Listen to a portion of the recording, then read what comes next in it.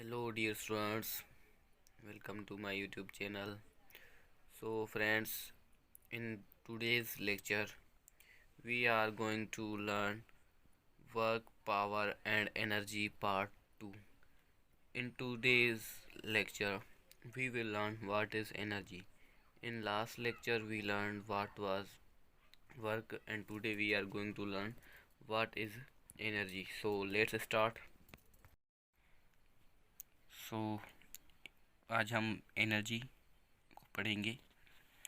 Energy क्या होती है? It is ability to do work, means काम करने की सलाहियत को हम बोलते हैं energy. Is ability to do work means काम करने की सलाहियत को हम एनर्जी बोलते हैं। Energy is needed to do any type of work, ठीक है। किसी भी किस्म के काम करने के लिए हमें एनर्जी रिक्वायर्ड होती है। Energy is a scalar quantity and is SI unit is that of work, joule, ठीक है। एनर्जी बेसिकली एक स्केलर क्वांटिटी है और इसकी जो SI यूनिट है वो है जूल है। So unit of work done, work का जो हमारे पास यूनिट था वो था unit of force into unit of displacement, newton metre. So newton metre जिसको हम किलो जूल, 1 किलो जूल बराबर होता है 1000 जूल के, और 1 माइक्रो जूल 10,000 10 पावर 6 जूल के बराबर होता है। अब हम नेक्स्ट पढ़ते हैं types of energy. Types of energy में सबसे पहले हमारे पास जो टाइप आता है वो आता है काइनेटिक एनर्जी, सेकंड आता है पोटेंशियल एनर्जी, थर्ड आता है केमिकल एनर्जी एंड फोर्थ आता है heat energy, nuclear energy, solar energy, light energy, sound energy and electrical energy. तो जो काइनेटिक एनर्जी होती है वो ये होती है कि हम के जैसे कि कार चल रही है, यहाँ पर जो एनर्जी लग रही है उसे हम काइनेटिक एनर्जी बोलते हैं। जैसे कि कोई दौड़ रहा है, उसमें कोई बालर दौड़ रहा है तो उसमें कोई एनर्जी लगती है तो उसे भी हम काइनेटिक एनर्जी बोलते हैं। और नेक्स्ट होती है पोटेंशियल एनर्जी, इसको हम gravitational and elastic potential energy भी कहते हैं। पोटेंशियल एनर्जी बेसिकली क्या होती है, हमारे पास एक हाइट पे होती है, ठीक है।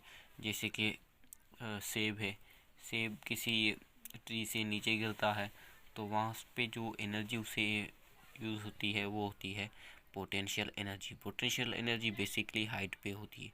और दूसरी है इलास्टिक एनर्जी। ये दोनों हमारे पास पोटेंशियल एनर्जी के किस्मात है, ठीक है। इलास्टिक एनर्जी जिसको जैसे कि हम कोई स्प्रिंग ले लेते हैं उसको, ठीक है, तो उसको उसमें हमारे पास पोटेंशियल एनर्जी होती है। उसके बाद होती है chemical energy. Chemical energy basically क्या होती है, जो बॉन्ड एक्सचेंज वगैरह में जो दवाएं वगैरह इनमें जो इस्तेमाल होती है उसको हम बोलते हैं केमिकल एनर्जी। उसके बाद होती है हीट एनर्जी। हीट एनर्जी जैसे कि हम हीट एनर्जी किसी चीज़ को हीट दें, गर्म करें, वहाँ पे जो एनर्जी होती है वो होती है हीट एनर्जी होती है। उसके बाद है सोलर एनर्जी। सोलर एनर्जी से तो आप वाकुफ़ ही होते हैं, जैसे कि हमारा जो ऐसी एनर्जी जो सूरज के थ्रू हमें मिले उसको हम बोलते हैं सोलर एनर्जी बोलते हैं। उसके बाद है न्यूक्लियर एनर्जी, जो न्यूक्लियस में हो उसको हम बोलते हैं न्यूक्लियर एनर्जी बोलते हैं। उसके बाद है लाइट एनर्जी। लाइट एनर्जी वो होती है जैसे कि हमारे पास रोशनी है, रोशनी को यूज़ करने में जो एनर्जी होती है उसको हम बोलते हैं लाइट एनर्जी। उसके बाद आती है sound energy. Sound energy basically क्या होती है, जो हम कुछ बोलते हैं उसमें जो एनर्जी लगती है उसको हम साउंड एनर्जी बोलते हैं।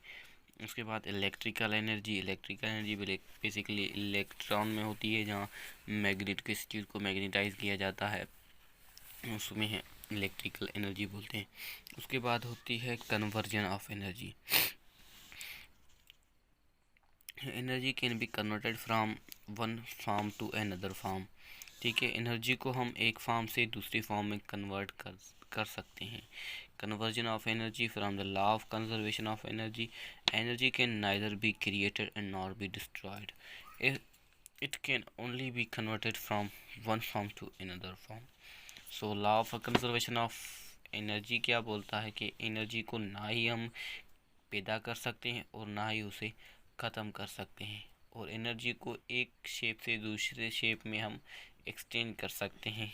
एनर्जी को, ठीक है। ये हमारे पास law of conservation of energy है हमारे पास। उसके बाद है मैकेनिकल एनर्जी। मैकेनिकल एनर्जी जो है हमारे पास kinetic energy and potential energy collectively called mechanical energy. Kinetic energy और पोटेंशियल एनर्जी दोनों को इकट्ठा करें तो हमारे पास आ जाती है पोटेंशियल एनर्जी। तो आई होप ये वीडियो आपको अच्छी लगी होगी। अगर आपको वीडियो अच्छी लगी तो हमारे चैनल फिजिक्स टीचर को सब्सक्राइब कीजिएगा, शेयर करें एंड लाइक करें। शुक्रिया।